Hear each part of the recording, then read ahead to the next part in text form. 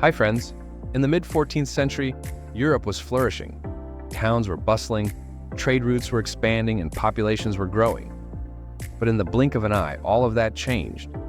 What began as whispers of a mysterious illness in the East soon became a nightmare that spread like wildfire, leaving death and devastation in its wake. This was the Black Death, one of the deadliest pandemics in human history. It claimed the lives of nearly half of Europe's population and altered the course of history forever. But what exactly was this plague? How did it spread so rapidly? And what were the consequences for those who lived through it? Join us as we delve into the harrowing tale of the Black Death, exploring its origins, its impact on society, and the enduring legacy it left behind.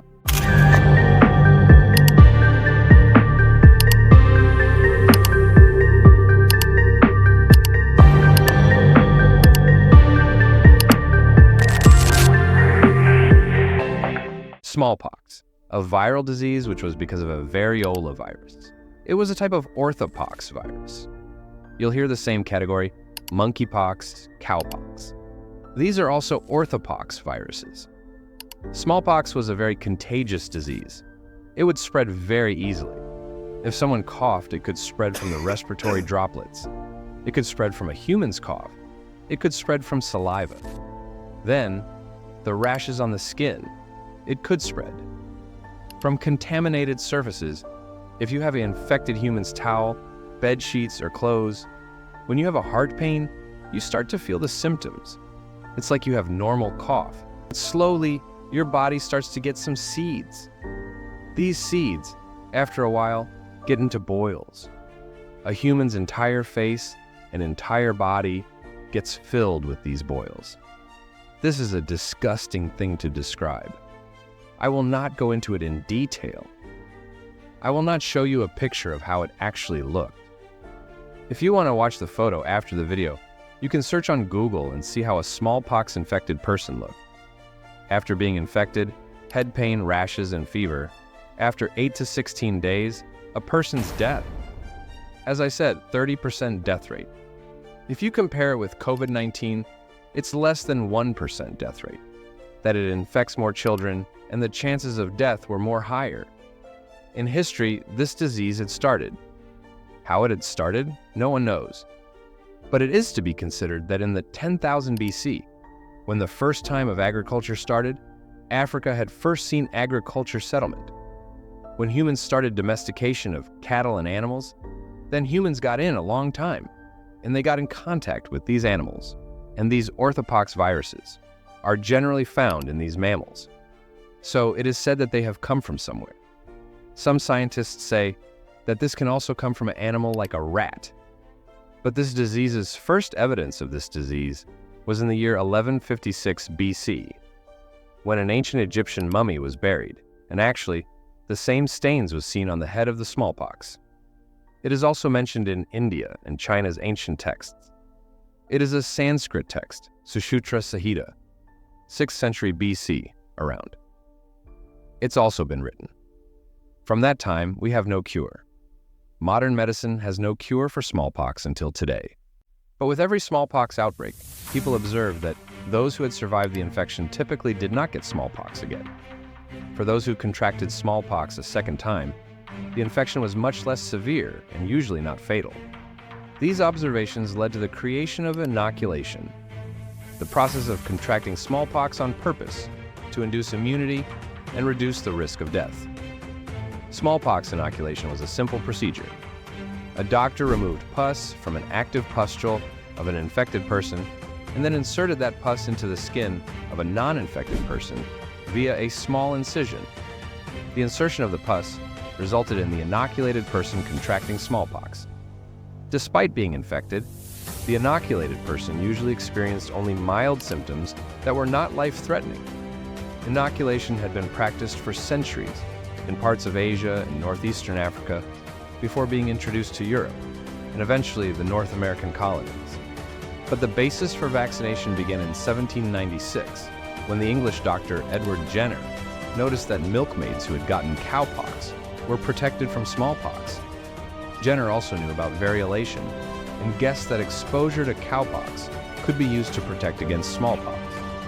To test his theory, Dr. Jenner took material from a cowpox sore on milkmaid Sarah Nelmez's hand and inoculated it into the arm of James Phipps, the 8-year-old son of Jenner's gardener. Months later, Jenner exposed Phipps several times to variola virus, but Phipps never developed smallpox. In 1797, Jenner sent a short communication to the Royal Society describing his experiment and observations. However, the paper was rejected.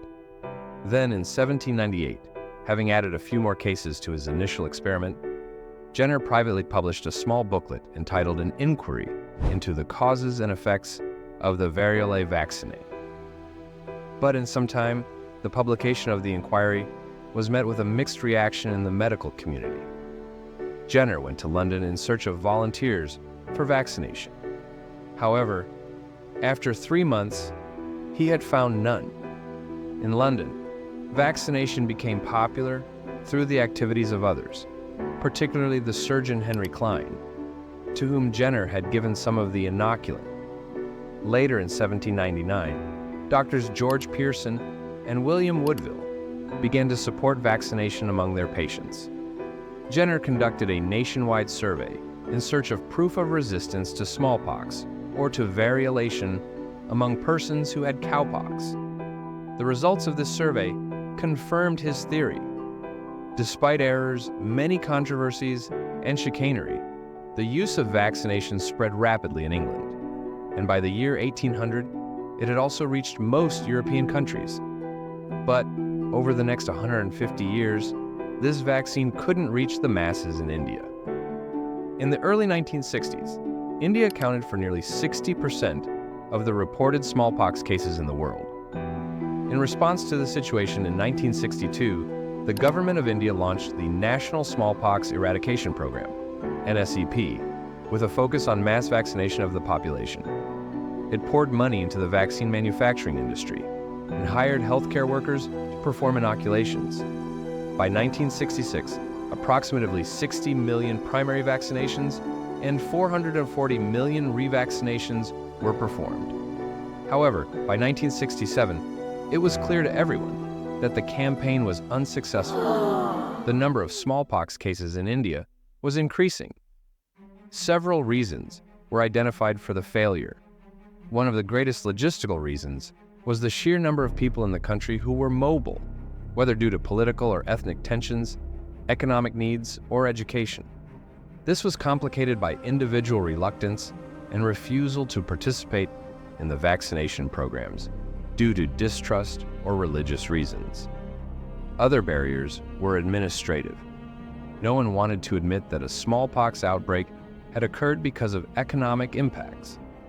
In addition, the type of vaccine that was used, a liquid that deteriorated in the heat, and the method of vaccination via a painful rotary lancet, meant there were insufficient supplies, coupled with fear of the inoculation process.